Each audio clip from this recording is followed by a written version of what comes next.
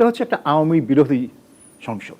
একটা কোনো শ্বেতপত্রের দরকার নেই, কারণ ইন্টারিম গভর্নমেন্ট খুব ভালো কাজ করেছে। এটা হয়তো তারা চায় না যে অন্তর্বর্তী সরকার কোনোভাবে কাঠগড়ায় দেয়। সাবির মুস্তফা, আপনার কাছে দিয়ে শুরু করতে চাই একটা বিষয়, যে আমাদের দেশে কয়েকটা বিষয় খুব চোখে পড়ছে গণমাধ্যমে। সেটা হচ্ছে যে ঢাকা যে ভারতীয় হাইকমিশনার আছেন, তিনি আমাদের প্রধানমন্ত্রী তারেক রহমানের সাথে দেখা করলেন এবং বেশ, আমরা ছবিটা যেটা দেখলাম, বেশ আন্তরিকতা, একটা বৈঠক করার পর আবার আধা ঘন্টার মতো সময় নিজের একান্ত বৈঠক করেছেন। এবং তিনি সেদিনই ভারতে গিয়েছেন দিল্লিতে এবং সেখানে নরেন্দ্র মোদীর সাথে সাক্ষাৎ করেছেন। গণমাধ্যমে খবর এসেছে যে তিনি নির্দেশনা নিতে গিয়েছেন ঢাকার সঙ্গে সম্পর্ক আরও কিভাবে গভীর করা যায়। আপনার কাছে কি মনে হয়, মানে এই সম্পর্কটা আমরা কতটা উষ্ণতায় যেতে পারবে, যেহেতু দীর্ঘদিন ধরে একটা স্থবিরতায় ছিল আমাদের সম্পর্ক? হাইকমিশনারের সাথে প্রধানমন্ত্রীর সাক্ষাৎ, এটা একটা সৌজন্য সাক্ষাৎ হবার কথা ছিল এবং এটা রুটিন একটা হয় যে হাইকমিশনার, নতুন হাইকমিশনার ক্রেডেনশিয়াল দেওয়ার পর প্রধানমন্ত্রীর সাথে একটা সৌজন্য সাক্ষাৎ করেন। কিন্তু যেহেতু পরিস্থিতি একটা অন্য মোড় নিয়েছিল, বিশেষ করে 5ই আগস্ট দিল্লিতে শেখ হাসিনার সংবাদ সম্মেলন বলুন বা একটা ভাষণের পর, সেহেতু এই বৈঠকের গুরুত্বটা অনেক বেড়ে যায়। এবং যেটা দেখা গেল যে তারেক রহমান এবং দীনেশ ত্রিবেদীর মধ্যে একটা আন্ডারস্ট্যান্ডিংয়ের, মানে আমরা তো ছবি দেখলাম, আমরা তো জানি না যে অ্যাকচুয়ালি কী কথাবার্তা আদান প্রদান হলো। কিন্তু দীনেশ ত্রিবেদী বের হয়ে যেসব কথা বললেন, তিনি তারেক রহমানকে ভূয়সী প্রশংসা করলেন, তাকে জনগণের নেতা বললেন এবং তিনিও নিজেও একজন রাজনীতিক বলে দিলেন যে তিনি কূটনীতিক না, রাজনীতিক, কাজে তিনি মানুষের সাথে মানুষের সম্পর্ক নিয়ে কাজ করেন। তো তিনি খুব আপবিট এবং হাইলি পজিটিভ কথাবার্তা বললেন। বাংলাদেশের পক্ষ থেকে দেখলাম যে খলিলুর রহমান যে ব্রিফিংটা করলেন সেটা অত আপবিট ছিল না, কিন্তু এটা খুব যে নেগেটিভ ছিল তাও না। তো আমার মনে হয় যে সম্পর্ক তো খুব ঠান্ডা অবস্থায় আছে, কিন্তু সেখানে কিছুটা উষ্ণতার একটা লক্ষণ পাওয়া যাচ্ছে। আমি বলবো না এখনো যে কোনো ব্রেক থ্রু হয়ে গেছে, যে দুইজন আবার খুব দোস্ত হয়ে গেছে, সেটা অনেক দূরে, কিন্তু একটা প্রচেষ্টা চলছে যে এই যে একটা সম্পর্ক যে একেবারে তলানিতে গিয়ে ঠেকেছে সেখান থেকে তুলে আনার জন্য। এবং সেখানে এই হাসিনা ইস্যুটা একটা বড় কাঁটা হয়ে দাঁড়িয়েছে বাংলাদেশের জন্য, ভারতের জন্য না। তো ভারতও চেষ্টা করবে যে এই কাঁটাটা কিভাবে, মানে বাংলাদেশের যে ইচ্ছা সেটা কতটুকু পূরণ করতে পারবে। আবার শেখ হাসিনা তাদের এত দীর্ঘদিনের মিত্র, তার মানে কোনো বিপদ হয়, তার জীবন বিপন্ন হয়ে যায়, এরকম কোনো কিছু না করে কতটা এগিয়ে আসা যায় বাংলাদেশের দিকে, সেটা নিয়ে আমার মনে হয় এই দীনেশ ত্রিবেদী, নরেন্দ্র মোদী আলাপ করছেন এবং ত্রিবেদী ফিরে আসবেন। এখন নিশ্চয়ই তিনি বাংলাদেশের মন্ত্রী এবং উপদেষ্টাদের সাথে আবার বৈঠক করবেন এবং এই বৈঠক আদান প্রদান চলতে থাকবে। কিন্তু এটার একটা লক্ষণ হচ্ছে যে দুই দেশই চেষ্টা করছে যে টেম্পারেচারটা, মানে সম্পর্কের যে উষ্ণতা, এটা একটু বাড়াতে। মানে এখন তো উষ্ণতা বলতে কিছু নেই, তো একটা উষ্ণতা ফিরিয়ে আনতে আমার মনে হয় দুদিক থেকেই একটা আন্তরিক চেষ্টা চলছে। সম্পর্ক উষ্ণ করার ক্ষেত্রে যদি শেখ হাসিনা পয়েন্টটা হয়ে থাকে, তাহলে সেটা তো মানে একটা দীর্ঘ প্রক্রিয়া হয়ে যায় কিনা। যেমন বিশেষ করে ধরুন যে 5ই অগাস্টে যখন শেখ হাসিনার সংবাদ সম্মেলন দিল্লি থেকে যেটা করা হলো, এবং সেই দিনই সরকারের প্রতিক্রিয়া ছিল খুবই কড়া প্রতিক্রিয়া। সরকার বাংলাদেশের পক্ষে অবস্থান নিয়ে এবং বাংলাদেশ এটা বলেছে যে, মানে সরাসরি যদি বলার চেষ্টা করেছে যে সম্পর্কও চাইবেন আবার হাসিনার ট্রাম্প কার্ড খেলবেন, এরকম বিবৃতিও এসেছে। এবং শেখ হাসিনা যেহেতু ফাঁসির দণ্ডপ্রাপ্ত আসামি, তো সেখানে দিল্লিতে থেকে এরকম একটা সে ভূমিকা করছে এবং এটা বিশ্বাস করার কোনো কারণ নাই যে এটা ভারত সরকারের কোনো এর মধ্যে পিছনে সহযোগিতা নেই, যদিও ভারত সরকার না করছে। এটাকে আপনি কিভাবে দেখেন? কারণ আপনি তো অনেকদিন বিবিসি বাংলায় ছিলেন, আন্তর্জাতিক এই পরিমণ্ডল রাজনীতিটাকে আপনি খুব ভালোভাবে কাছে থেকে উপলব্ধি করতে পারেন। এটা কি ভারত শুধু একটা ডিপ্লোম্যাটিক ওয়েতেই আগাচ্ছে, নাকি ভারত আসলে, আপনার কি মনে হয় যে তারা বাংলাদেশকে তারা কাছে পেতে চাইছে, কোনটার জায়গায় থাকবে? এখন ভারত একটা জিনিস এটা পরিষ্কার বোঝা যাচ্ছে যে ভারত এই হাসিনা পরবর্তী বাংলাদেশের সাথেই সম্পর্ক গড়তে চায়। ভারতের কার্যক্রমে এমন কিছু দেখা যাচ্ছে না যে তারা মানে কোনোভাবে হাসিনাকে ক্ষমতায় ফিরিয়ে আনার চেষ্টা করছে, সেটা না। তারা তারেক রহমান বিএনপি সরকারের সাথেই সম্পর্ক গড়ে তুলতে চাইছে। কিন্তু যেটা বললাম যে হাসিনা একটা কাঁটা, কিন্তু সেই কাঁটাটা ভারতের জন্য একটা ডিলেমা, কারণ ভারত হাসিনাকে, ইংরেজি ভাষায় একটা কথা আছে যে থ্রো আন্ডার দ্য বাস, মানে তাকে বিসর্জন দেওয়া। তো এইটা আমার মনে হয় না ভারত করতে পারবে, ভারত করতে চাইবেও বলে আমার মনে হয় না, পারবেও বলে মনে হয় না। সেজন্য তো আলোচনাটা এমন হতে হবে যে একটা দুই পক্ষের কাছেই গ্রহণযোগ্য একটা সলিউশন। এখন আপনি যদি বলেন যে বাংলাদেশ কী চায়, বাংলাদেশ সবসময় চেয়ে আসছে যে হাসিনা যেন এখানে তার বিরুদ্ধে যেসব মামলা আছে আদালতে গিয়ে সে মামলার মুখোমুখি হন, বিচারের মুখোমুখি হন। বাংলাদেশ সরকার, সেই ইউনূস সরকার বলুন এবং বর্তমান সরকার বলুন, সবাই এই কথাই বলে আসছে যে এটা হচ্ছে বটম লাইন, যে তাকে বিচারের মুখোমুখি হতে হবে। এখন সেটা যদি হাসিনা করতে পারে এবং এখানে যদি ভারতের সাথে একটা নেগোসিয়েশন হয় যে সে ফিরে আসবে এবং বিচারের মুখোমুখি হবে, এখন বাংলাদেশ চাইছে যে তাকে প্রত্যার্পণ করা হোক, প্রত্যার্পণ চুক্তির অধীনে। ভারত হয়তো অত দূর যাবে না, কারণ সেটার মানে হবে তাকে গ্রেফতার করা, তাকে একটা দণ্ডপ্রাপ্ত আসামি হিসেবে ট্রিট করা। তো সেটা অত দূর বোধহয় ভারত যাবে না, কিন্তু ভারত চেষ্টা করবে যে অন্য কোনোভাবে হাসিনাকে দেশে ফিরে এসে আইনি প্রক্রিয়া, যেটা ডক্টর জাহিদুর রহমান কালকে বলছিলেন যে তিনি যদি ফিরে আসেন তাহলে তাকে পূর্ণ নিরাপত্তা দেওয়া হবে এবং তার আইনি লড়াইয়ের জন্য যত যা লিগ্যাল রাইটস, সেই সুযোগ তো নাই। কারণ যেটা বলা হচ্ছে যে আসলে এখানে আর আপিলেরও সুযোগ নাই। না, আপিলের সুযোগ নাই এটা বলতে পারবেন না। একটা মৃত্যুদণ্ডপ্রাপ্ত আসামি সবসময় আপিলের সুযোগ পায়, নাহলে তো এটা মানে এটা বিচার ঠিক হবে না। আপনি দেখেন, এটা আসিফ নজরুল সাহেব বলেছেন, তৎকালীন আইন উপদেষ্টা, আইনটা সংশোধন করা হয়েছে। উনি বললেই তো হবেন না, উনারা এখন ক্ষমতায় নেই, তো ক্ষমতার বাইরে থেকে আমরা অনেক কিছুই বলতে পারি। যেরকম নাহিদ ইসলাম বলছেন যে উনি আসলে শুধু একটাই কাজ আছে, তাকে ফাঁসিতে ঝুলানো। তো এগুলো তো যারা ক্ষমতায় নেই তারা এইসব কথা বলে, কারণ তারা জানে যে তাদের কথাগুলো বাস্তবায়িত হবে না। আসবো আপনার কাছে, ধন্যবাদ। নীলুফার চৌধুরী, আপনাকে জিজ্ঞেস করি, আপনি সরকারে আছেন, সরকারে একজন সরকার দলীয় সংসদ সদস্য, আপনার কাছে কি মনে হয় আসলে ভারতের সাথে বাংলাদেশের সম্পর্ক উষ্ণ করার ক্ষেত্রে কি শেখ হাসিনা একমাত্র বাধা, নাকি এটাকে পাশ কাটিয়ে আসলে সম্পর্ক উষ্ণ হবে বা দুই দেশের প্রতিবেশী? কারণ কালকেও সরকার উপদেষ্টা বলছিলেন জাহিদ রহমান যে বন্ধু পরিবর্তন করা যায়, প্রতিবেশী পরিবর্তন করা যায় না। তো এক্ষেত্রে আসলে কি হবে, আমাদের সরকারের ভূমিকা কিরকম? ধন্যবাদ আপনাকে এবং যারা শুনছেন আমার সহ আলোচককে শুভেচ্ছা। বাংলাদেশ তো আসলে ছোট্ট একটা দেশ, যার তিন পাশে ভারতের অবস্থান। শুধু প্রতিবেশী, যেমন ভারতের সঙ্গে 17টা রাষ্ট্রের প্রতিবেশী সম্পর্ক, কিন্তু বাংলাদেশের সাথে কিন্তু একটা রাষ্ট্রেরই প্রতিবেশী সম্পর্ক, আরেকটা রাষ্ট্রের কোণা দিয়ে আপনার সাগর পার হয়ে যেতে হয়। সো আর বাইরে কিন্তু কেউ নাই, ওইভাবে চিকেন নেক দিয়ে ঢুকতে হবে আপনাকে। তো সেইখানে একটা দেশের মানে আমি বলবো যে প্রায় পেটের মধ্যেই অবস্থান, সাইড দিয়ে, যার চারপাশে 7 সিস্টার আছে। তো ভারতও কিন্তু ওই কারণে কাউন্ট করে বাংলাদেশকে ভৌগোলিক অবস্থানে। ভারতকে, আপনার মনে আছে শেখ হাসিনা বলেছিলেন যে ভারতকে যা দিয়েছি আজীবন মনে রাখবে। তো ভারত না হয় আজীবন মনে রাখার জন্য শেখ হাসিনাকে ঠাঁই দিল, কিন্তু দেশ টু দেশের সঙ্গে সম্পর্ক, যেটা কূটনৈতিকভাবে গতকালকে তাদের রাষ্ট্রদূত বলেছেন, তো সেই সম্পর্কটাকে তো ফেলে দেওয়া যাবে না। প্রত্যেকটা পৃথিবীতে আমি আপনি ব্যক্তিগতভাবে আবেগী হলে আবেগ নিয়ে থেকে জীবন পার করে দিলাম, কিন্তু দেশ টু দেশ যদি আবেগ নিয়ে থাকে, শুধু আবেগকে নির্ভর করে বেঁচে থাকে, তাহলে কিন্তু জনগণ এখানে সাফার করবে। দেশের কিন্তু অনেক কিছু ভাবতে হয়। লাইক আপনার হজরত মোহাম্মদ সাল্লাল্লাহু আলাইহি সাল্লাম কিন্তু আপনার খ্রিস্টানদের সঙ্গে একটা সম্পর্ক ছিলই, যেটা কিনা আপনার ইহুদিদের সাথে, যেটা কিনা আপনার বিদায় হজের ইসের মধ্যেও আছে।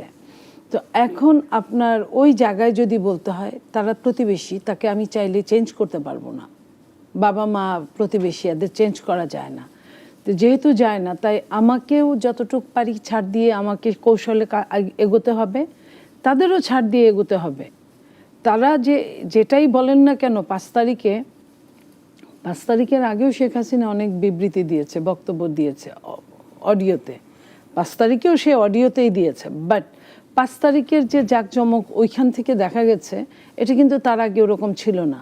সো রাষ্ট্র টু রাষ্ট্র যদি হয় তাহলে তো কষ্ট পাওয়াটা স্বাভাবিক ব্যাপার। এই সরকারের কথাগুলো বলা তো দোষের কিছু না যে আপনি বন্ধুত্ব আশা করবেন আবার শত্রুর মতো আচরণ করবেন, দুটো তো হয় না। তো দুটো যেহেতু হয় না, সেহেতু ভারত অবশ্যই ভারতের গতকালকের আলোচনায় এবং যেটা অনেক সময় কিন্তু বডি ল্যাঙ্গুয়েজ অনেক কথা বলে, সেই সব কিছু মিলে তারাও যে কিছুটা অগ্রসরমান আন্তরিকতায় তারাও চিন্তা করছে, এটা মনে হয়েছে। আবার ওই যে বলেন না যে ভেতরে কি আছে, এটা তো আসলে ভেতরটা তো রহস্যজনক মানুষের বা রাষ্ট্রের। যেটাই হোক না কেন, আমি এইটুকু মনে করব যে অনেক দেশের সাথে অনেক দেশের দ্বন্দ্ব থাকে। লাইক আপনার চায়নার কথাই বলি, চায়না ভারতের কথাই বলি, অরুণাচল নিয়ে তাদের প্রচণ্ড দ্বন্দ্ব। কিন্তু যখন বিজনেস বা অন্য কিছু নিয়ে আপনার ব্রিক্স নিয়ে কথা হয় তখন কিন্তু আবার তারা একসাথে কাজ করে। যখন রাশিয়া, চায়না, ভারত তখন কিন্তু একসাথে কাজ করে, আবার অন্য সময় আবার ভারত আমেরিকা হয়ে একসঙ্গে কাজ করে। তো ভারত না হয় বড় দেশ, এটা পারে, বাংলাদেশ ছোট দেশ, এটা সম্পূর্ণ না পারলেও চেষ্টা তো করতে হবে। এবং আমার মনে হয় যে কিছুটা সমাধান হয়ে যাবে, আমি এটা আশা করতে পারি। আপনার কি মনে হয় প্রত্যাপন হবে না প্রত্যাবর্তন হবে শেখ হাসিনার? শেখ হাসিনাকে নিয়ে আমি এই মুহূর্তে ভাবছি না ওরকম যে সে ডিসেম্বরে আসবে, এরকম প্রত্যার্পণ বলেন আর প্রত্যাবর্তন বলেন। একজন আসামির কাছে সে আসামি, আপনি যেভাবেই তাকে সম্মান করেন না কেন, আসামির ঊর্ধ্বে উঠতে পারবে না। তাকে কিওর হয়ে আসতে হবে যুক্তির সাথে, তর্কের সাথে, আইনের সাথে। তো সেইখানে একজন রাষ্ট্রপ্রধান হিসেবে কিভাবে ডিল হবে, রাষ্ট্র টু রাষ্ট্র জানবে, বুঝবে। তো আমরা এটুকু মনে করি যে উনি একজন আসামি, এটা ভুললে কোনোভাবেই চলবে না। কারণ ওনার সাথে অনেকগুলো মৃত রক্তের লাশ জড়িয়ে আছে, এবং উনি যে হুকুম দিয়েছেন, হুকুমের আসামি, সেটা কিন্তু প্রমাণিত, অপ্রমাণিত না। তো যেহেতু প্রমাণিত, অতএব তাকে এখানে শুধুমাত্র রাজনৈতিক প্রতিযোগিতায় মামলা দেওয়া এটা কিন্তু ঠিক না। এখানে তার ইনভলভমেন্ট কতটুকু ছিল, তার আইজি আপনার যে কিনা আপনার রাজসাক্ষী হয়েছে, তাদের কথা থেকে বোঝা যায়। এবং এটা তাকে এটাকে মানে মামলা লড়তে হবে বা অ্যাপিল করতে হবে। অ্যাপিল হয়তো বা একটা রাষ্ট্রপ্রধান হিসেবে সাবেক হয়তো কিছুটা ফ্যাসিলিটিস ওখানে পেতে পারে, আইনে না হলেও। তখন আপনার এটাকে কি বলে, রাষ্ট্রের অনেক কিছুই অনেক রকম আপনার চেঞ্জ করা যায়, যদি সবাই মিলে এক হয়। তো সেইখানে হয়তো বা ডক্ট্রিন অফ নেসেসিটি সেটাই আনতে পারে তাকে। এছাড়া আইনকে ওইভাবে আর কোনো অপশন নাই আইনের বাইরে যাওয়া। আমাদের আইনমন্ত্রীকে জিজ্ঞেস করা হয়েছিল, তিনি বলেছেন ইটস টু আর্লি, মানে উনি এটা আসলে বলতে চাননি। সাবেক আইন উপদেষ্টা এবং নাহিদ ইসলাম তারা ব্যর্থহীন ভাষায় বলেছে যে কোনো আদালতে আর তার আপিল করার সুযোগ নেই। পররাষ্ট্র উপদেষ্টা বলেছেন তিনি আসলে, জাহিদুর রহমান সাহেব বলছেন তাকে পূর্ণ নিরাপত্তা দেওয়া হবে। মানে এইটা কি মনে করেন যে সরকারও কি মানে পরিস্থিতি দেখে তারপরে এগোচ্ছে, নাকি সরকার কোন একটা সিদ্ধান্ত নিয়েছে আপনার মনে হয়? দেখেন, সরকার তো এই কথাটা সবসময় বলেন, আপনিও জানেন যে আমরা প্রতিশোধে বিশ্বাস করি না, কিন্তু আমরা বিচারে বিশ্বাস করি। তো সরকারের প্রতিশোধ প্রণা যদি থাকতো, তাহলে সরকার কিন্তু শেখ হাসিনা যতবার করে 15ই আগস্ট বলতেন এবং যতবার করে বিভিন্ন মানুষকে নেগলেক্ট করে কথা বলতেন, যতবার করে নিজের ঢোল পিটাতেন, এই সরকার প্রধান কিন্তু তার এক বর্ণও করেন না। এবং উনি নিজে মার খেয়েছেন, মৃত্যুর মুখে পতিত হয়েছেন, দেশ ছাড়তে বাধ্য হয়েছেন। এইখানে কিন্তু তার বলার অনেক কিছু অপশন ছিল। আমি হলেও পারতাম কিনা আমি জানি না, কিন্তু উনি কিন্তু এটা পারেন, উনি এটা করেন। সেইখান থেকে আমি বলতে চাই যে উনি হিসাব করেন রাষ্ট্র কিভাবে ভালোভাবে চলবে, সেই হিসাবটাই ওনার মেন হিসাব। সেই হিসেবের মধ্যে যদি মনে করেন উনি যে রাষ্ট্রকে স্থিতিশীলতায় আনতে গেলে কোনখানে ছাড় দিলে রাষ্ট্র সুখে থাকবে, কোনখানে ছাড় না দিলে রাষ্ট্র ভালো থাকবে, এটাও একটা প্রাধান্য পাবে, আমি ওনাকে যতটুকু জানি।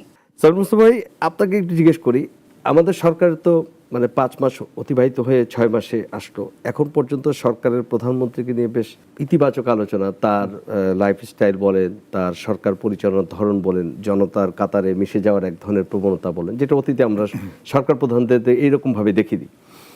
তার নিরাপত্তার দিক থেকে বলেন বা তার বিলাসিতার জীবন থেকে বলেন, কোনো কিছুতেই তারেক রহমানের সেই দিকে ধারে কাছে তিনি যান না। কিন্তু সরকারও তিনি অনেকগুলো ভূমিকা নিয়েছেন, উদ্যোগ নিয়েছেন, তাদের দলীয় কর্মসূচির মাধ্যমে এবং সরকারি কর্মসূচির মাধ্যমে বিভিন্ন কার্ড দিচ্ছেন, যেগুলো কথার প্রতিশ্রুতি ছিল সেগুলোতে এগোচ্ছেন।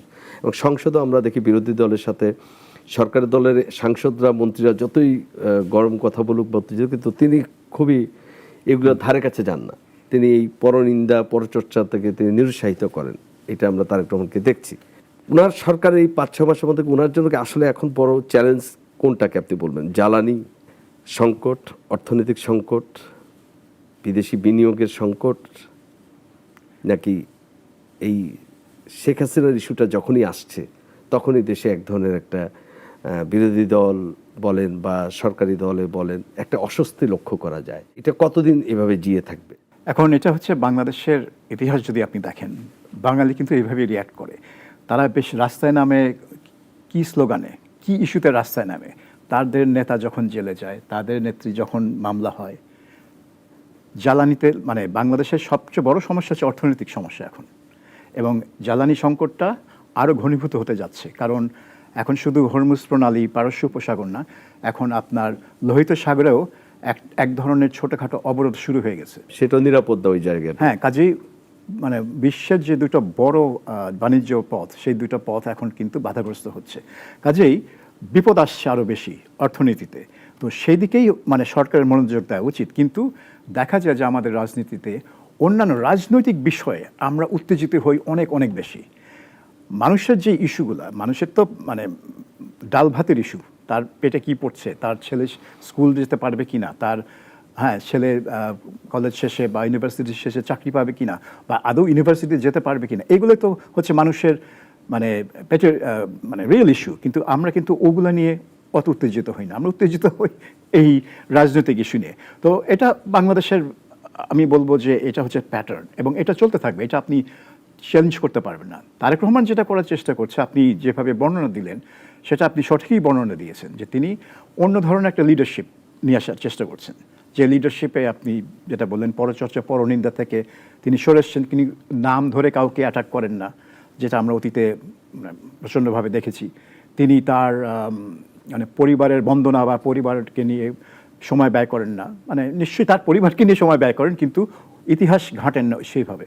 তো সেদিক থেকে বাংলাদেশ মানুষ এগুলোকে পজিটিভ সেন্সে দেখবে। তো কিছু কিছু জিনিস আছে, এটা আবার বাংলাদেশের রাজনীতির অংশই। যেমন তিনি, আমি দেখলাম যে ঈদের পরে ঢাকা শহরে বর্জ্য অপসারণ করা, পরিষ্কার করা হয়েছে কিনা সেটা নিয়ে কিছু বললেন। 3 জন কর্মীকে মানে বরখাস্ত করা হলো না কি হলো। তো এইগুলো প্রধানমন্ত্রীর কাজ না, এগুলো হচ্ছে সিটি কর্পোরেশনের কাজ। তো আমরা আমাদের দেখি যে আমাদের যে সরকার প্রধান, তিনি অনেক সময় এমন সব জায়গায় নাক গলান যেগুলো তার কাজ না। মানে সেক্রেটারিয়েটে সকালবেলা গিয়ে কে কাজ করছে কে কাজ করছে না, এটা প্রধানমন্ত্রীর দায়িত্বের মধ্যে পড়ে না। এইটা হয় কি, এটা হচ্ছে প্রেসিডেন্ট যখন সিস্টেম ছিল তখন আমরা দেখতাম এরশাদ এটা করতো। হঠাৎ করে একটা অফিস রেড করে কে আছে কে নাই, কে কাজ করছে কে কাজ করছে না, ভাবটা এমন যে তারা সব তার কর্মচারী। ওনারা তো প্রেসিডেন্টের কর্মচারী না, ওনারা জবাবদিহিতা করেন তাদের ম্যানেজিং ডিরেক্টর বা তাদের ম্যানেজারের কাছে। কিন্তু প্রেসিডেন্টকে ভাব দেখান যে সবাই তার কাছে জবাবদিহি করবে। তো এই জিনিসটা থেকে যদি উনি সরে আসতে পারেন, আর বাদ বাকি আপনি যেগুলো বললেন খুবই পজিটিভ এবং খুবই মডার্ন একটা অ্যাপ্রোচ। খালি এই মানে তার প্রধানমন্ত্রী গণ্ডির বাইরে যে অন্যান্য জায়গায় যেই আমি বলবো নাক গলানো, সেটা কারণ তাহলে হবে কি, বিভিন্ন জায়গায় তারা নিজেদের যে স্বাতন্ত্র্য, সেই স্বাতন্ত্র্য অনুযায়ী কাজ করবে এবং সেই অনুযায়ী তাদেরকে জবাবদিহিতা করতে হবে। এখন সব মন্ত্রী যদি বলে যে আমি প্রধানমন্ত্রীর নির্দেশে এটা করেছি, যেটা আমরা হাসিনার সময় প্রায় দেখতাম, যে একটা আগুন নিভাতে গিয়ে দমকল বাহিনীর লোক বলছে যে প্রধানমন্ত্রী নির্দেশ দিয়েছেন আগুন নিভাতে। আরে উনি নির্দেশ না ধরলো, স্বরাষ্ট্রমন্ত্রী বলে প্রধানমন্ত্রী নির্দেশ দিয়েছে, যে প্রধানমন্ত্রী নির্দেশ না দিলে কি আপনি আগুন নেভাতেন না নাকি? তো এইভাবে দেখলাম যে স্বাস্থ্যমন্ত্রী কিছুদিন আগে বলছেন যে প্রধানমন্ত্রীর নির্দেশে আমরা হাম টিকা সংগ্রহ করছি। তার মানে কি, প্রধানমন্ত্রী যদি নির্দেশ না দিতেন আপনি করতেন না সেটা? অফকোর্স করতেন। তো এই যে একটা মানে মানে মিনিস্টারদের মধ্যে বন্দনার একটা অভ্যাস, সেটা এখনো বজায় আছে। যদিও আমি একটা ভিডিও দেখেছি যেখানে তারেক রহমান মানে সবার সামনে থামিয়ে দিয়েছে, স্বাস্থ্যমন্ত্রীকে বলেছে, এবং তিনি তেলবাজির দিকে আগাচ্ছিলেন, তারেক রহমান সেটা টের পেয়ে তাকে থামিয়ে দিয়েছেন। তো এই দৃশ্যটা খুবই খুবই ইন্টারেস্টিং, কারণ এটা আমি আগে কখনো দেখিনি, একেবারেই দেখিনি, কোনো নেতার কাছ থেকে দেখিনি। কাজে তিনি যদি এই ধারাটা বজায় রাখতে পারেন, হয়তো এই যে তেলবাজির যেই অভ্যাসটা সেটা কমে যাবে। কারণ তারা যখন বুঝবে তেলবাজিতে কোনো পুরস্কার নেই, তখন তেলবাজির দিকে যাবে না আর কি, সরে আসবে। কাজে হ্যাঁ, একটা নতুন ধারা আসছে এবং আমার মনে হয় এটা খুবই এফেক্টিভ। কিন্তু যেটা বলছিলাম যে বাংলাদেশের সমস্যা হচ্ছে অর্থনৈতিক সমস্যা, এবং সরকারকে সেটা যদি সলভ করতেই হবে, সেটা যদি ট্যাকল করতে না পারে, তাহলে তারেক রহমান যা করুক না করুক, সোশ্যাল মিডিয়া ভিডিওতে আপনি যা দেখেন না দেখেন, এটা আলটিমেটলি এটা মানুষের কাছে এটা কোনো মূল্য থাকবে না। আসল কথা হচ্ছে তার জীবনটা কিভাবে চলছে, এবং মানুষের কাছে তখন জুলাই সনদ কি, এগুলো তো একাডেমিক ব্যাপার, কোথায় থাকলো, এটা আসলে সাধারণ মানুষের ধর্তব্যে আসবে। মানুষ চায় তার বেঁচে থাকার জন্য সবকিছুর স্বাভাবিকতা। ধন্যবাদ। নীলুফার মনি, আপনার কাছে জিজ্ঞেস করি যে সরকারের কাছে প্রায়োরিটি কোনটা এখন? কারণ কালকেও আমি জ্বালানি মন্ত্রী এবং প্রতিমন্ত্রীর যে বক্তব্য শুনছিলাম তাতে শুনলাম যে সামনে 72 ঘন্টা বা আরও সামনে এলপিজিরও বিরাট একটা সংকট দেখা দিবে। কারণ একটা বয়লার অলরেডি বসে গেছে, আর ওইটাকে ঠিক করতে হলে এই বয়লারটা, হ্যাঁ, এইটাকেও বন্ধ রাখতে হবে। তার মধ্যে আমাদের যে অবস্থা, তেল গ্যাসের যে সংকট, বিদ্যুতের দাম বাড়ানো হলো, সব কিছুর দাম বৃদ্ধির দিকে, জনগণের কাছে এসে অর্থনৈতিক যে সংকট, আনএমপ্লয়মেন্ট, নতুন নতুন যে কর্মক্ষমতা শিল্পগুলো গড়ে ওঠা, সরকারের এই চ্যালেঞ্জগুলো আসলে কিভাবে, আপনার কি মনে হয় যে এইগুলোকে পাশে রেখে যখন বিরোধী দল আবার ধরেন এই যে সামনে লং মার্চ আছে, আবার রাজনৈতিক কর্মসূচিকে মোকাবেলা করা, এটা কি শুধু রাজনৈতিক কর্মসূচি নাকি সরকারকে অস্থিরতা বা সরকার কি এগুলো আসলে নিয়ন্ত্রণে রাখতে পারবে কিনা? দেখেন, এইখানে যে কথাটা, সরকারের হাতে অনেক কিছু থাকে না। লাইক আপনার আন্তর্জাতিক যুদ্ধ, ইরানের সাথে আমেরিকার যুদ্ধটা থেমে গিয়েছিল, আপনি দেখেন তখন কিন্তু বেশ আবার স্মুথলি হয়েছে। আবার যখন আমেরিকা আক্রমণ করলো, আবার যখন এই যুদ্ধটা থেমে যাওয়া যুদ্ধটা লাগলো, তখন তো তেলের একটা ক্রাইসিস, একটা ধাক্কা আসবে। হরমুজ প্রণালী বন্ধের হয়ে গেলে সেখানে ধাক্কা আসবে, এটা বলার অপেক্ষা রাখেন। এটা শুধু বাংলাদেশে না, এটা অনেকখানি। এখন আসেন আপনি গ্যাসের কথা। গ্যাসে যে দুইটা আপনার অপশন ছিল, যে দুইটা জায়গা থেকে গ্যাস উৎপাদন হতো, তার একটা পুড়ে গেছে। এটা কিন্তু আরও 1-1.5 সপ্তাহ আগে, 2 সপ্তাহ আগে সেইটা অনেক বেশি সাপোর্ট দিত। তার উপর আপনার বিগত সরকারে গ্যাস কূপ খনন হয় নাই বললেই চলে। আর ইউনূসের 18 মাস তো একদম হওয়ার কথাই না। তো গ্যাস কূপ যদি না খনন হয়, তখনই তলানিতে ছিল গ্যাসের সমস্যা এই প্রথম না, বলতে পারেন প্রকট আকার। প্রকটটা তো একটা সময় না একটা সময় হবে। আর একটা 6 মাসের সরকার, 5 মাসের সরকার গ্যাসের কূপ খনন করতে পারে না। সেই জায়গায় সরকার তারপরেও মালয়েশিয়ার সাথে কথা বলেছে, অন্যান্য রাষ্ট্রের সাথে, তুরস্কের সাথে কথা বলেছে যে এইটা কিভাবে, এলপিজির কথা বললেন, যেটা আনা যায়, কিভাবে আনা যায়। তো মালয়েশিয়ার সরকার প্রধান রাজি হয়েছেন এবং আর্লিয়েস্ট পসিবল তারা চেষ্টা করছেন। তো এই জায়গাটায় আমি, বিদ্যুতের দাম বেড়েছে, বিদ্যুতের যে পজিশনটা করে গিয়েছে আদানি, আপনার আদানিকে এখনও বিদ্যুতের মেশিন বন্ধ থাক বা না থাক, চলুক বা না চলুক, তাকে কিন্তু পে করতে হয়। এবং এই সরকার আসার পরেও কিন্তু, এবং ইন্ট্রিম সরকারের সময় তাদেরকে পে করতে হয়েছে। আপনার চুক্তিতে এরকমই বলা ছিল, আমরা তখন হা হা করে অনেক কথা বলেছি টকশোগুলোতে, বাইরে, কনফারেন্সে, কিন্তু কোনো লাভ হয় না সেই সরকারের ফ্যাসিস্টের সময়। তো এখন তো সেটা দিতে হচ্ছে। সেই চুক্তির শেষেরও তো একটা শেষ আছে।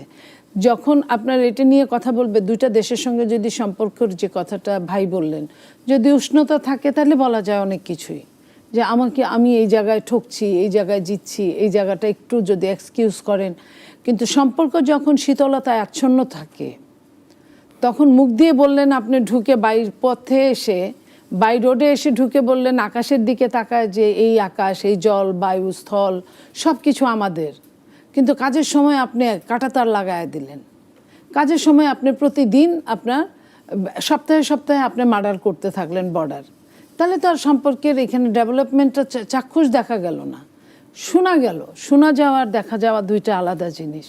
তো সেই জায়গাটায় আপনার মনে করেন যে একটু সময় দিতে হবে, সম্পর্কের উষ্ণতা একটু হোক। আদানির সঙ্গে যে অবস্থাটা, তারপরেও দেখেন বিএনপি সরকার, আওয়ামী লীগ সরকার আসার পরে যে কাজটা করেছিল আপনার বিদ্যুতের, যে ওই কি বলে কুইক রেন্টাল, এত এত এত কুইক রেন্টালে ভরে গিয়েছিল দেশব্যাপী। এই সরকার তো কুইক রেন্টাল চাইলেই আনতে পারে যে কোনো সময়, তাতে কি হবে? এই জনগণের উপর আপনি ভর্তুকি হয় আপনাকে দিতে হবে, না হয় সরকারকে দিতে হবে। তো ঘটনা তো একই। সরকার যে ভর্তুকিটা দিবে সে তো আপনার টাকা আমার টাকা দিয়েই দিবে। তো ওই টাকাটা দিয়ে ভর্তুকি না দিলে অন্য কিছু দিতে পারে। সরকার তো কুইক রেন্টালটা অন্তত আনে নাই। তো এই কথাগুলো কয়েকটা দিন কষ্ট করলে অনেকটা উপকার পাওয়া যাবে।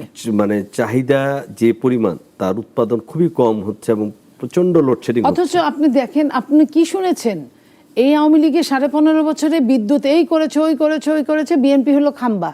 আর তারা এত কিছু করেছে, এত এই যে 25,000 মেগাওয়াট বিদ্যুতের যে তারা উৎপাদনের কথা বলেছে, তো কোথায় গেল মূল এটা? আমরা যেটা গণমাধ্যমে দেখছি যে গত 4-5 বছরে বা 2 বছরে ইভেন ইন্টারিম সরকারের সময় এতটা মানে প্রকট ছিল না, যে যা বিদ্যুতের যে লোডশেডিং গ্রামে গঞ্জে বিভিন্ন, ঢাকার বাইরে, ঢাকা থেকে আমরা বুঝতে পারছি না, ঢাকার বাইরে থেকে যে খবর আসছে সেখানে বিদ্যুৎ প্রায় সময় চলে যাচ্ছে, মানুষের গরমের মধ্যে প্রচন্ড কষ্ট 4-5 হচ্ছে। ঘন্টা থাকছে আর হ্যাঁ, পরে আসছে, এটা তারপরে খুবই আসছে, মানে এই যে দুঃখজনক এই সমস্যা, গরমে। এইটা তো ধরেন এটার, তাহলে এটা কিভাবে এটা সমাধানের পথ কি? এটা তো কোনো সমাধানের পথ আসছে না। এইটার সমাধানের পথটা আপনার বিদ্যুতের যে এইগুলা আপনার মেশিনগুলো নষ্ট অকেজ হয়ে আছে, সেগুলা আপনার ঠিক করার চেষ্টা করছে বিদ্যুৎ, এবং কোথায় আরেকটু কমে পাওয়া যায়, কি পাওয়া যায়, সেই ব্যবস্থাগুলো সরকার করছে। এবং আমার মনে হয় যে সরকারকে একটু সময় দিলে সরকার, মানে সাধারণ জনগণ কিন্তু, আপনি যেগুলো বলছিলেন সব ঠিক, সাধারণ জনগণ কিন্তু অনেক কিছু এই কারণে তারা শুনতে চায় না। তারা দেখে যে বিদ্যুতের দাম বেড়েছে, তারপরে আমি বাড়তি দাম দিয়ে আমি আমার বিদ্যুৎটা পেতে চাই। মুশকিলটা হচ্ছে কারণে, জি প্লিজ। না, আমি জাস্ট অ্যাড করতে চাই ওনার কথায় যে বাংলাদেশে কিন্তু অনেক বিদ্যুৎ কেন্দ্র গ্যাস এবং তেল পরিচালিত।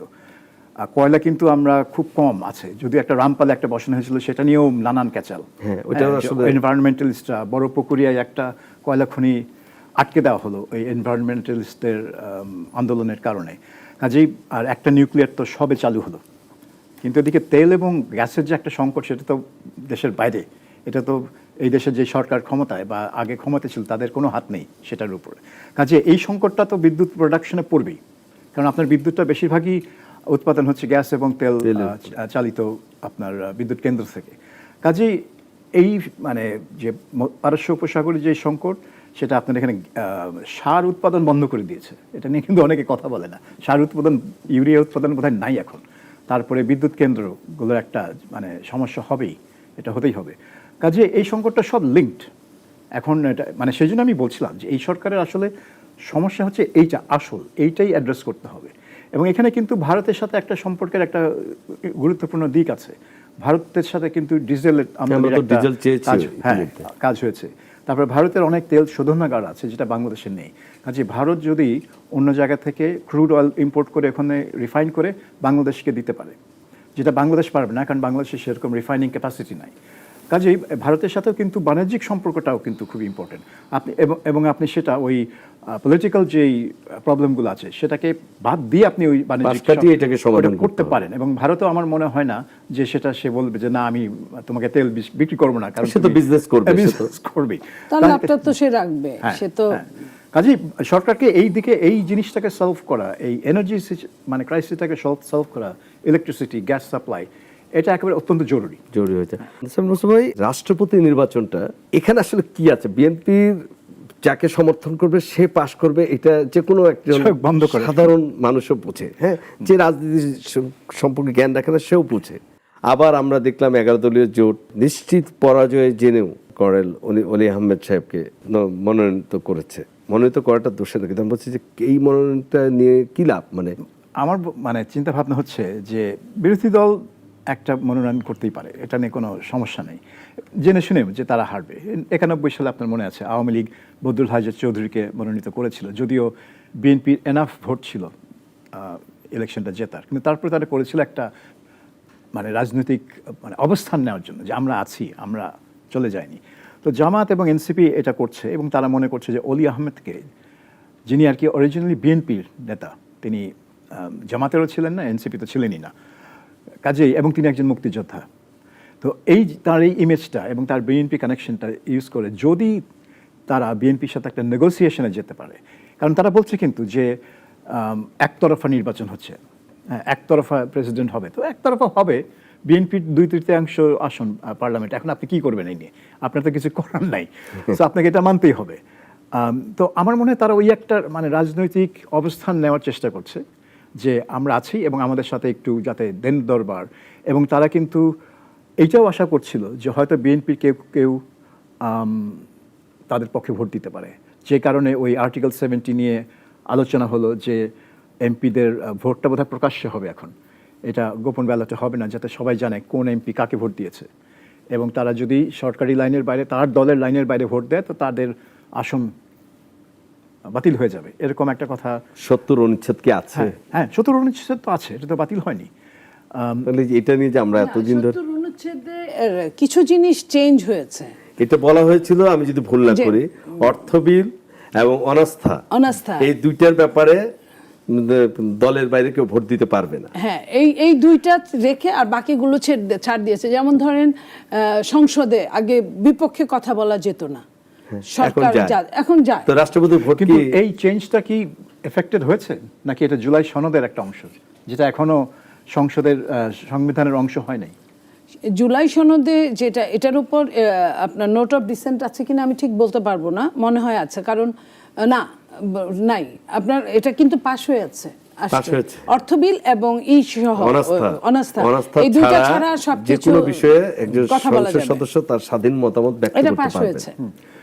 তাহলে এই দিকেই হয়তো জামাত এবং এনসিপি আশা করছে যে তারা, চিফ হুইপ গতকালকে বলেছেন যে কোনোভাবেই, এক্স্যাক্টলি, তো চিফ হুইপ এটা কেন বললেন? কারণ তিনি জানেন যে জামাত এবং এনসিপি হয়তো এই লাইনেই আগাচ্ছে যে বিএনপির কিছু এমপিকে ছুটিয়ে আনা যায় কিনা, যেহেতু অলি আহমেদ একজন মুক্তিযোদ্ধা, বিএনপির একজন বড় নেতা, জিয়াউর রহমানের সহযোগী ছিলেন ইত্যাদি, এইসব ফ্যাক্টর কাজে লাগিয়ে বিএনপির কিছু এমপিকে তাদের প্রার্থীর পক্ষে আনা যায় কিনা, সেটাই নুরুল ইসলাম মনি কিল করে দেওয়ার জন্য বলেছেন যে না, এটা হলে, এবং এটা ভোটটা প্রকাশ্য হবে, এটা গোপন ভোট হবে না, কারণ গোপন ভোট হলে তো আপনি জানবেন না কোন এমপি কার পক্ষে ভোট দিয়েছে, কাজে আপনি জানবেন কি করে। কিন্তু আরেকটা জিনিস, আমার এটা ব্যক্তিগত মতামত, এটা আমি মানে খাতা কলমে প্রমাণ করতে পারবো না, আমি এই সংসদের দিকে তাকাই, আমি কোনো বিরোধী দল দেখি না। জামাত এনসিপি আমার দৃষ্টিতে বিরোধী দল না, তারা ওই যেটা বললেন, তারা জামাতের সাথে বিএনপির সম্পর্ক বহু পুরনো, আন্দোলনে একসাথে ছিল, এটা হচ্ছে একটা আওয়ামী বিরোধী সংসদ, যারা আছেন তাদের একটা আঠা আছে, তাদেরকে একত্র করে রাখে, সেটা হচ্ছে আওয়ামী বিরোধিতা। সেই আঠাটা এখনও আছে, কারণ আওয়ামী লীগ কার্যক্রম নিষিদ্ধ, কিন্তু ফিরে আসার চেষ্টা করছে, কাজেই ওটা যাতে না হয় সেজন্য জামাত এবং এনসিপি আপ্রাণ চেষ্টা করবে সেই আঠাটা অটুট রাখ। এবং আমি দেখি যে জামাতের যে এমপিগুলো আছেন তাদের মাঝে মধ্যে ভিডিও যেটা দেখা যায় আর কি, তাদের আচরণ দেখে মনে হয় যে তারা যার পণ্যই ধন্য সংসদে এসে, মানে তারা তাদের আনন্দটা খুব লুকিয়ে রাখতে পারে না, যে কাজে আমার কাছে এদেরকে একদমই সিরিয়াস বিরোধী দল মনে হয় না। 91 যে বিরোধী দল ছিল, বা 96 জুনের পরে যে বিরোধী দল বিএনপি ছিল, এগুলো ছিল বিরোধী দল। এখন এটা কোনো বিরোধী দল না, এটা হয়ে গেছে ওই একটু অত খারাপ না, কিন্তু যে জাতীয় পার্টি যেটা 2014 বা 18 মনিপা, আপনাকে জিজ্ঞেস করি, আপনাদের 31 দফা তো ছিল এবং জুলাই সনদ তো আছি, যেটা বিরোধী দলের হাতে আরেকটা হয়তো বা আপনার অস্ত্র তুলে দিচ্ছেন কিনা এটা জিজ্ঞেস করছি, যে প্রধানমন্ত্রী এবং রাষ্ট্রপতির ক্ষমতা একটা ভারসাম্য আনা হবে। যেহেতু বাংলাদেশের এখন পর্যন্ত আমাদের দেশের প্রধানমন্ত্রী যে পদটি, তার হাতে বাংলাদেশের পরিচালনার সর্বময় ক্ষমতা তার হাতে দেয়া আছে, কিন্তু এইটা আপনারা ফিল করেছিলেন অনেক আগে যে প্রধানমন্ত্রী এভাবেই মানে একতন্ত্র কায়েম হয়ে দেশে। তো রাষ্ট্রপতি সেক্ষেত্রে কি আসলে আপনাদের, এতদিন তো আওয়ামী লীগের রাষ্ট্রপতি ছিল, সেই জন্য কি এটা এখনো সেই দিকে আগাচ্ছেন না, নাকি নতুন রাষ্ট্রপতি হওয়ার পরে আপনার দল এই চিন্তা ভাবনা আছে কিছু ক্ষমতার ভারসাম্য, রাষ্ট্রপতিকে আরো একটু ক্ষমতায়ন করা সম্ভাবনা আছে? এটার সঙ্গে আপনি যেভাবে যেদিকে আপনি টার্গেট করে খুঁচা দেওয়ার চেষ্টা করছেন, আসলে তা না। আপনার 31 দফাতে ছিল এবং আপনার সংস্কার কমিটিতেও ছিল, এবং এই জায়গাটা পাশও হয়েছে, এখানে কোনো এমবার্গো ছিল না। সেইখানে আপনার মাত্র 2টো অধিবেশন গিয়েছে, 2টো অধিবেশনের, একটা আপনার রাষ্ট্রপতির ভাষণের উপর, আরেকটা গিয়েছে আপনার বাজেটের উপর। সো এখানে ওইভাবে কোনো ইমপ্লিমেন্ট করার কোনো সুযোগ ছিল না। তারপরে ম্যাক্সিমাম সংস্কার কমিটির বিলগুলো পাশ করেছে, মানে অধ্যাদেশগুলো। এখন আপনার যেটা হবে সেটা আপনার সামনের অধিবেশনগুলোতে আস্তে আস্তে ক্রনোলজিক্যালি আপনার রাষ্ট্রপতি মানে ক্ষমতার ভারসাম্য কিছুটা আসবে, যেটা যেভাবে বলা ছিল ভারসাম্যের জন্য যে সাবজেক্টগুলোকে দেওয়ার কথা। এই কারণে আমি নিজেই তো বললাম যে এই কারণেই যে ইনভ্যালিড হওয়া যায়, আগে যেমন যে একটা রাষ্ট্রপতি হলেই হলো, তার তো আসলে ওরকম কাজ নাই। আচ্ছা আচ্ছা, তো এখন এটা না, এখন তাকে কাজ করতে হবে। তো কাজ করতে হওয়ার জন্য তাকে সেইভাবে মেধা মনন সবকিছু নিয়োজিত করতে হবে। সেই হিসেবটা করেই রাষ্ট্রপতি নির্বাচিত করবেন বা করা উচিত। আপনাকে একটু জিজ্ঞেস করি একই প্রশ্ন, যে 2টা অধিবেশন চলে গেছে, মানে আমরা যে রাষ্ট্রপতি ছিলেন আমরা সেই অনুযায়ী তাদের প্রতিশ্রুতি অনুযায়ী রাষ্ট্রপতিকে ক্ষমতায়িত হতে দেখিনি। নতুন রাষ্ট্রপতি যিনি হবেন তিনি কি সেই ক্ষমতা, তার কাছে কিছু ক্ষমতা যাবে, বা প্রধানমন্ত্রী একচ্ছত্র ক্ষমতা কিছু কমাবে কিনা সংসদ, আপনার কি মনে হয়? আমার মনে হয়, আমি নীলুফার চৌধুরীর মতো অত আশাবাদী না। আমার মনে হয় না আলটিমেটলি এই ঐক্য কমিশনে যেসব জিনিস চাপিয়ে দেওয়া হয়েছে, আমি বলবো এটা ঠিক আলোচনার মাধ্যমে আসেনি, যে রাষ্ট্রপতির হাতে এই মানে অ্যাপয়েন্টমেন্টের ক্ষমতা থাকবে, তারপরে বিভিন্ন রাষ্ট্রীয় সংস্থার অ্যাপয়েন্টমেন্টের ক্ষমতা তার হাতে দেওয়া, সাংবিধানিক প্রতিষ্ঠানগুলোর প্রধানদেরকে, এগুলো আমার মনে হয় না আলটিমেটলি হবে। এটা আমার মানে ব্যক্তিগত বিশ্বাস। বিএনপি আমাকে ভুল প্রমাণিত করতে পারে আগামী দুই তিন আমরা চাই আপনি ভুল প্রমাণিত হন। আমি মনে করি না আমি ভুল প্রমাণিত হব, কারণ বাংলাদেশে যে সরকার তারা চায় না যে এই ভারসাম্যটা আসুক, কারণ এটা একটা কনফ্লিক্ট সৃষ্টি করতে পারে। আমরা পাকিস্তানে দেখেছি, পাকিস্তানে প্রেসিডেন্টকে কিন্তু অনেক ক্ষমতা দেওয়া হয়েছে। ওই ক্ষমতাটা কে ব্যবহার করে সেনাবাহিনী ওই ক্ষমতাটা ব্যবহার করে তার রাজনীতিকদের উপর তারা তাদের কর্তৃত্ব প্রতিষ্ঠা করে। তো রাষ্ট্রপতি আর যে ক্যাবিনেট, আমাদের তো সংসদীয় গণতন্ত্র, তার মানে এটা ক্যাবিনেট সরকার, প্রধানমন্ত্রী সরকার না, ক্যাবিনেট সরকার। এই দুইটা প্রতিষ্ঠানের মধ্যে যদি একটা ভারসাম্য আনার চেষ্টা করেন, তাহলে একটা কনফ্লিক্টেরও জায়গা সৃষ্টি করবে না। বাংলাদেশের গণতন্ত্র 10 বছর চলার পরেই মুখ থুবড়ে পড়ে, আবার উঠে আবার মুখ থুবড়ে পড়ে। তো সেইখানে আপনার কিন্তু কালচার, ডেমোক্রেটিক কালচার এত স্ট্রং না যে আপনি এই ভারসাম্যটা ঠিক মানে মেনে চলতে পারবেন। আপনার আসলে দরকার আগে একটা স্টেবল এবং স্ট্রং গভর্নমেন্ট এবং স্ট্রং পার্লামেন্ট তৈরি করা, এবং এই যে পার্লামেন্ট যে সরকারকে জবাবদিহি করবে সেটার প্র্যাকটিসটা, সেটার স্বভাবটা গড়ে তোলা। প্রেসিডেন্ট পরে আসতে পারে, প্রেসিডেন্ট যেখানে আছে সেখানেই থাকুক, আগে আপনি পার্লামেন্টটাকে স্ট্রেংথেন করেন। কারণ মানুষ ভোট দেয় পার্লামেন্ট মেম্বারদের জন্য।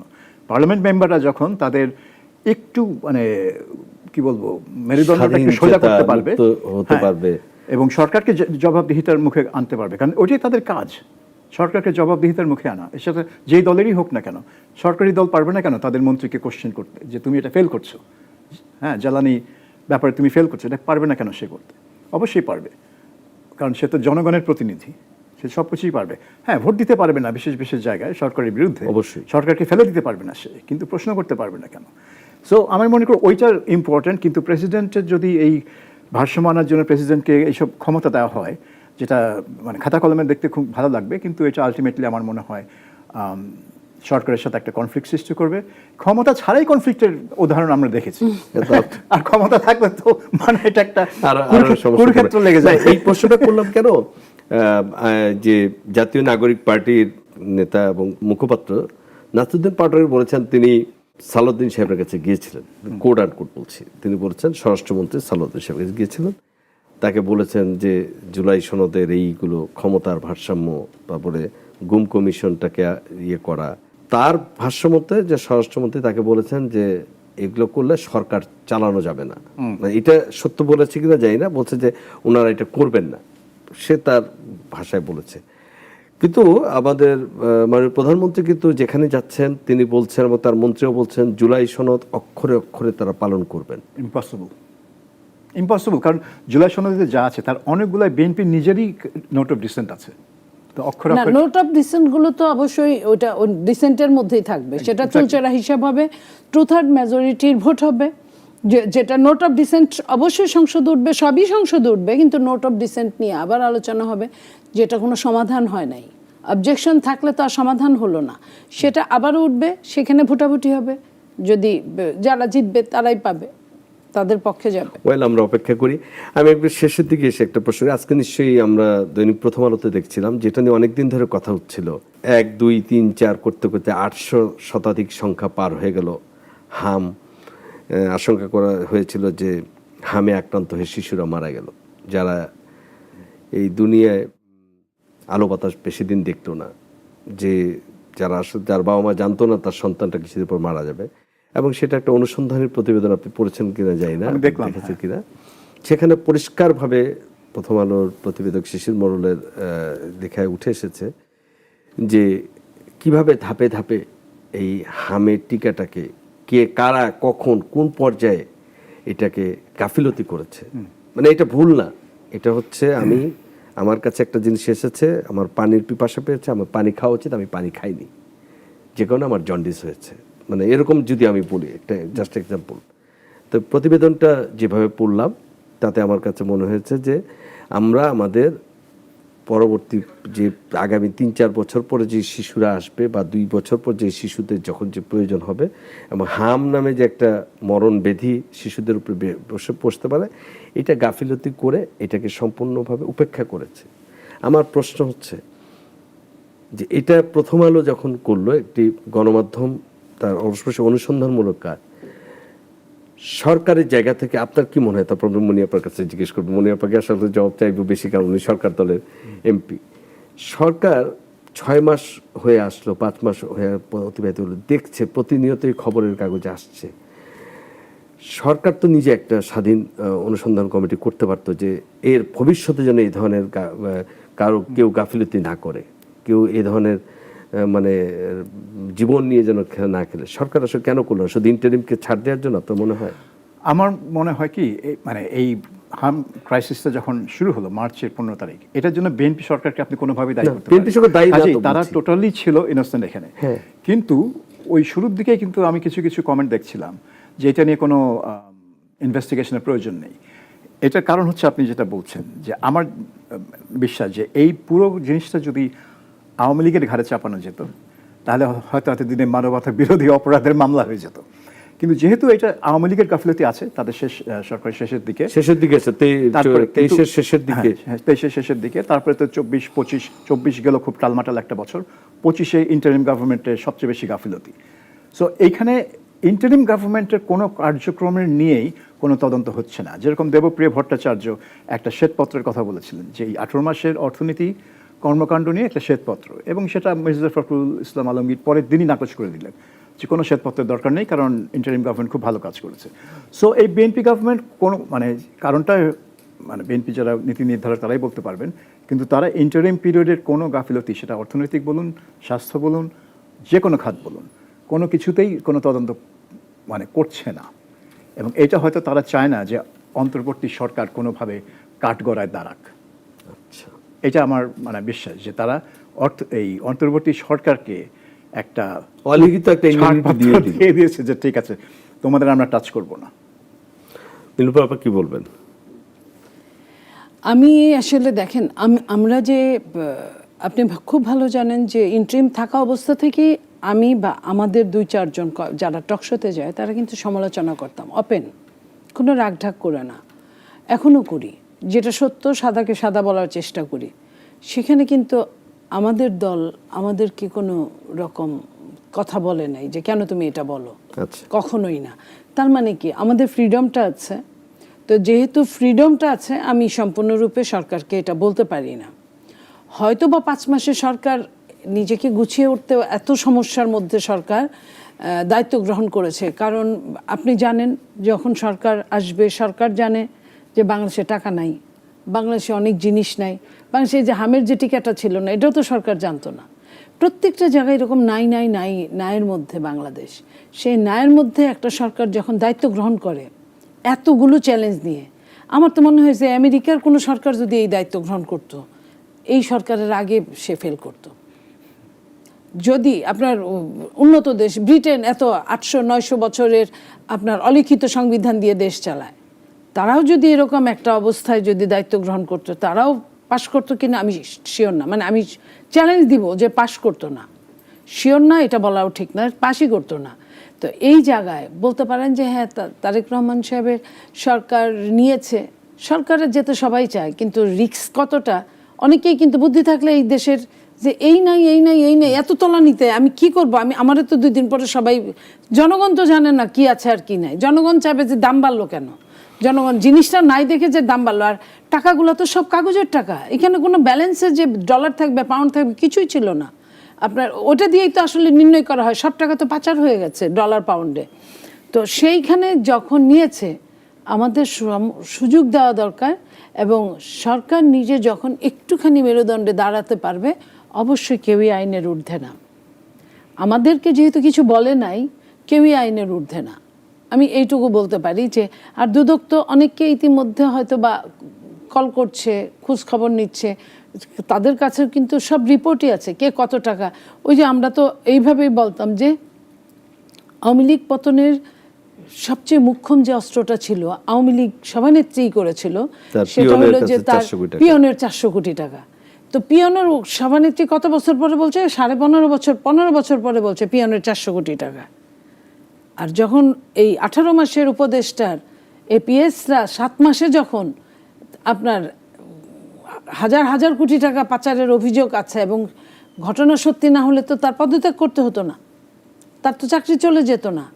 তো নিশ্চয়ই এটা সবার কাছে এই রিপোর্টগুলো আছে। এখনও এগুলা নিয়ে বিভিন্ন জায়গায় আমাদের নির্বাচিত আপনার সংসদ সদস্য অথবা জেলা প্রশাসক, আপনার সিটি কর্পোরেশনের প্রশাসকরা কিন্তু বলা শুরু করেছে তার এলাকায় কত টাকা নস্যাৎ হয়েছে, কত টাকা কে কোনখানে কোন খাতের থেকে নিয়েছে, এগুলো কিন্তু অলরেডি বের হচ্ছে। তো সরকার থেকে যদি এই ধরনের নিষেধাজ্ঞা থাকতো তাহলে তো বের করতে পারতো না। সো একটু আমরা মনে করি যে একটু ওয়েট অ্যান্ড সি। আমরা অপেক্ষায় থাকতে চাই। আমরা আজকে এখানেই শেষ করছি।